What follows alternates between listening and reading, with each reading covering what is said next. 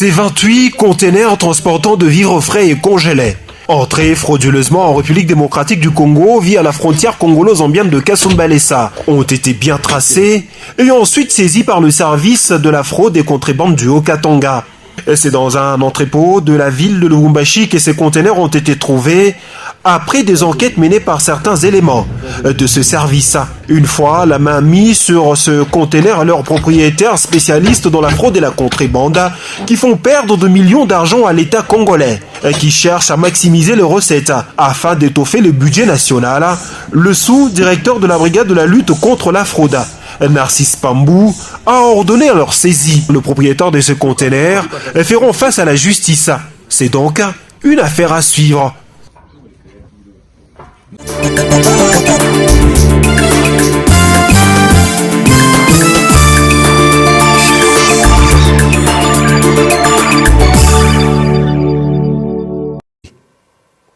Personne n'a le droit de porter sur elle une tenue ou tout autre élément qui apparente à la tenue des militaires ou des policiers. Si cela se fait, messieurs les responsables des services de renseignement, messieurs les responsables de la police nationale congolaise et même de l'armée, vous voyez un citoyen à Kinshasa, à Goma, à Kasumbalesa, tel que je l'ai vu moi-même, à Lubumbashi, où l'UNAFEC ou la JUNAFEC et l'UDPS, avec ACO, sont en train de porter ce genre de tenues. Il faut l'arrêter, il faut les arrêter et les conduire devant la police, devant le parquet, pour qu'ils soient jugés et condamnés. C'est vraiment un appel que je lance à tous nos services de renseignement, à tous nos services de sécurité, pour que cette situation-là s'arrête. Parce que cette tenue met en insécurité tout citoyen congolais qui se retrouverait, même dans son quartier, dans un coin d'une avenue, et qui rencontre un monsieur portant une tenue semblable à celle de la police, et qui commence à l'arrêter. Vous pouvez vous imaginer ce qui peut arriver à cette maman, à cette fille, à ce garçon qu'on a envoyé aller nous acheter un peu du sucre au coin de la rue. Voilà pourquoi j'ai dit que tout cela doit s'arrêter. Avant que nous ne procédions à faire quoi que ce soit, les partis politiques sont appelés dès ce soir à faire observer cela à leurs membres. J'ajoute que pendant ce temps, pas de réunion des membres des partis politiques dans les rues. Vous avez des réunions à tenir. Allez dans les sièges de vos partis politiques. Plus question de se retrouver sous les arbres, en train de discuter, en train de porter, pendant que vous portez ce genre de tenues, d'habillement ou de bottines. Plus question de cela. Parce que nous ne pouvons pas accepter que des citoyens congolais mettent les autres en insécurité. Voilà le message que je voulais passer ce soir à travers la RTNC, dans l'espoir que tout le monde m'a suivi, dans l'espoir que tous les services vont faire ce que je venais de dire tout à l'heure. Je vous remercie très sincèrement. Merci.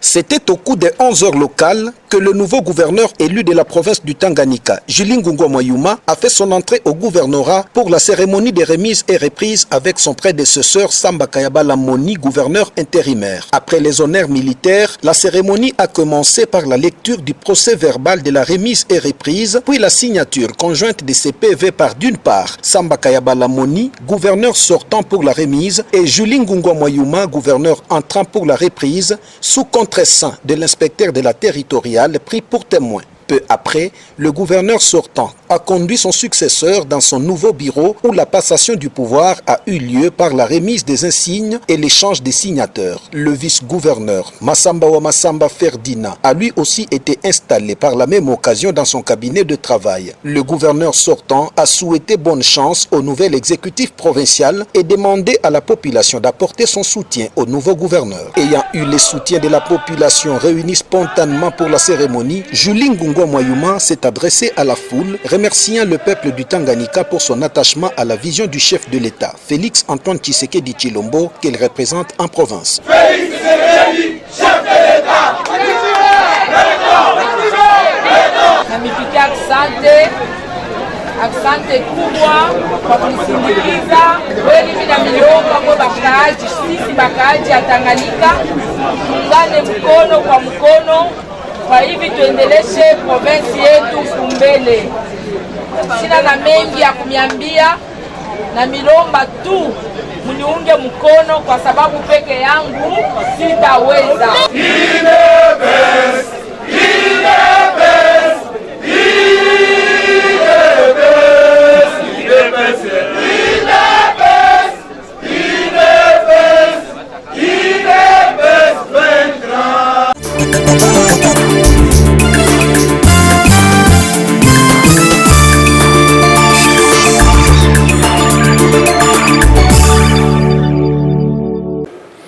J'ai attendu que la plénière finisse. Je suis allé jusqu'à après minuit, à peu près, pour tenter de faire passer ma motion et demander au bureau de l'Assemblée nationale de convoquer un congrès spécial pour la sécurité et l'agression dont nous sommes victimes, nous, la RDC. Les pays qui nous attaquent, les pays qui nous agressent, mettent tout leur temps à réfléchir sur les stratégies à mettre en pratique pour nous anéantir. Mais j'ai l'impression que les hommes politiques congolais, à part le président de la République, j'ai l'impression que tous les autres aiment se reposer pendant un temps aussi difficile comme celui-ci. Nous sommes en guerre. La RDC est en guerre et tout le monde a peur parce qu'on nous dit que les pays qui nous agressent ont un mécanisme de poursuivre ceux qui parlent d'eux jusque dans leur pays et les éliminer là-bas. Alors tout le monde a peur. Si les Congolais ont peur de parler des problèmes du Congo, personne ne viendra nous aider. Il y aura toujours des martyrs dans ce pays. Alors je suis venu dire ceci au nom des populations de l'Est et au nom des populations de la RDC. Il faut qu'il y ait un congrès spécial sur la sécurité et sur l'agression que nous sommes en train de subir. Parce que trop, c'est trop. Les pays qui nous agressent font des réunions nuit et jour, ne dorment pas, réfléchissent pour nous anéantir, pour nous éliminer, pour occuper nos terres. Mais nous, les Congolais, nous sommes en train de faire comme si ce n'était pas aussi grave. J'ai dit ceci, il faut un congrès. Il faut un congrès, que le Sénat et l'Assemblée nationale se réunissent pour parler de la guerre. La RDC est agressée. Et si vous suivez les informations, les pays qui nous agressent ont déjà passé une communication. Ces pays-là font un lobbying diplomatique terrible. Certains médias occidentaux commencent à les victimiser et à nous traduire, nous, en agresseurs. Et c'est nous qui sommes dangereux. Pendant que c'est nous qui sommes attaqués.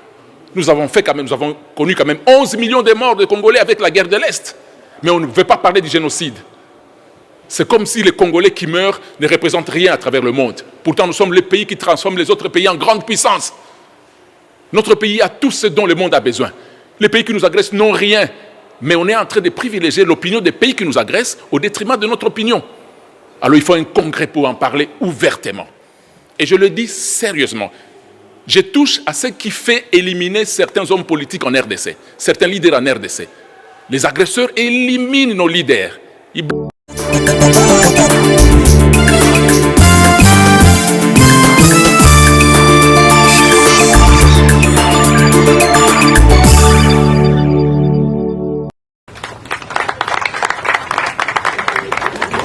Décidément, l'heure de la paix a sonné à Ituri. L'acte d'engagement de cessation des hostilités signé par la milice Codeco bar IRDPC à l'issue du dialogue intracommunautaire Lendu a été lu par ses miliciens puis remis au gouverneur militaire de l'Ituri ce mercredi 15 juin à Bunia. Toutes les factions de ces groupes armés décident d'arrêter les hostilités et adhérer au P2DRCS. Nous remercions le président de la République, son Excellence Félix Tshisekedi Antoine, pour nous tendre encore la main.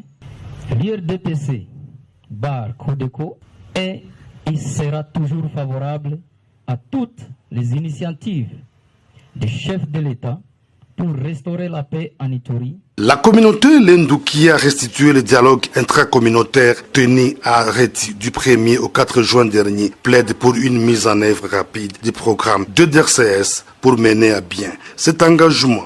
Au gouvernement de la République démocratique du Congo de tenir compte de la ferme volonté de la Codeco à respecter son engagement au processus de paix, d'accompagner et ou encadrer cet acte d'engagement de la Codeco de cessation immédiate des hostilités par les actions concrètes. De son côté, la société civile de l'Ituri estime qu'une étape importante de la pacification de l'Ituri vient d'être franchie grâce à l'administration militaire. Nous sommes à la joie parce que nous arrivons à cette étape. L'Ituri a besoin de la paix, on a besoin de voir la reconstruction de notre province et ce maintenant. Pour des députés provinciaux et chefs coutumiers de Djougou, le gouvernement doit accompagner cet acte d'engagement. La population iturienne attend la paix, la cohésion. C'est de voir la manière dont son Excellence, Monsieur le gouverneur militaire de la province, est en train de s'investir. Nous avons été témoins de son accompagnement à terme de stratégie pour que effectivement que cette cérémonie d'aujourd'hui puisse être une cérémonie réussie. Quand on est face à un processus, il peut y avoir des circonstances.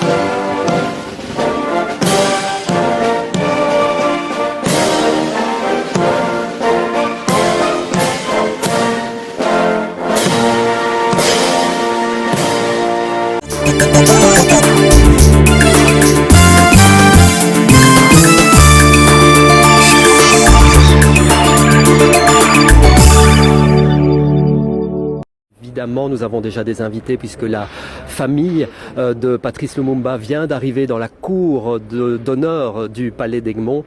François Lumumba, bonjour. Vous êtes le fils aîné de Patrice Emery Lumumba. Merci d'être avec nous aujourd'hui. Vous arrivez dans la cour d'honneur du Palais d'Egmont pour assister à la remise de la dépouille de Patrice Lumumba. J'imagine que pour vous, c'est un sentiment extrêmement particulier. Oui, c'est-à-dire c'est autant des années.